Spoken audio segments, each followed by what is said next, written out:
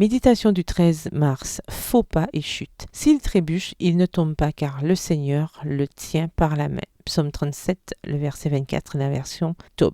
Rebecca Charaya se consacre à la musicothérapie. Durant des années, cependant, son amour pour la musique a été gâché par un problème, le perfectionnisme. Son souhait de jouer chaque morceau sans commettre une seule erreur la remplissait d'anxiété. Même si ses parents lui disaient qu'elle avait donné un bon concert, elle pouvait se souvenir de chaque erreur, chaque fausse note avec une très grande acuité. C'est justement son travail en musicothérapie qui l'a aidé à changer, en observant les terribles conséquences de cette tendance chez ses patients. Nous les femmes qui, comme Rebecca, avons tendance au perfectionnisme, nous avons l'habitude de regarder le plan de Dieu pour nos vies au travers de ces cadres d'interprétation. Nous pensons que nous ne pouvons pas nous tromper d'une seule note. Dans son article Hearing the Beauty of Imperfection, écouter la beauté de l'imperfection, Rebecca écrit: Je sens que je dois faire tout parfaitement parce que Dieu, le divin artiste, a dû écrire la symphonie de ma vie pour qu'elle sonne d'une certaine façon. Même si je n'ai pas la partition, je me sens obligée de jouer ma partie parfaitement et ceci me panique un peu. Dieu a un plan pour nos vies, mais il ne s'attend pas à ce que nous ne commettions jamais d'erreur. La Bible offre une très belle image de ce qui arrive lorsque nous trébuchons. Grâce au Seigneur,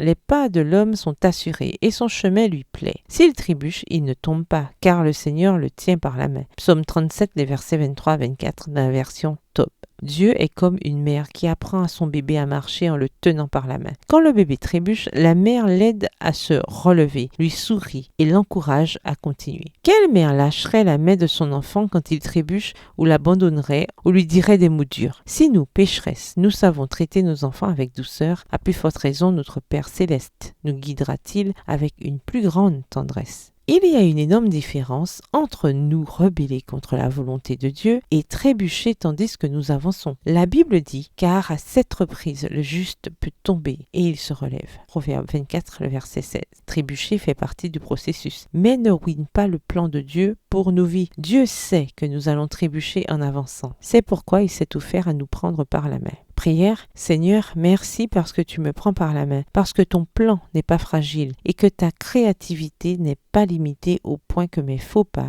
puissent le ruiner. Amen. Bonne journée, que l'Éternel vous bénisse.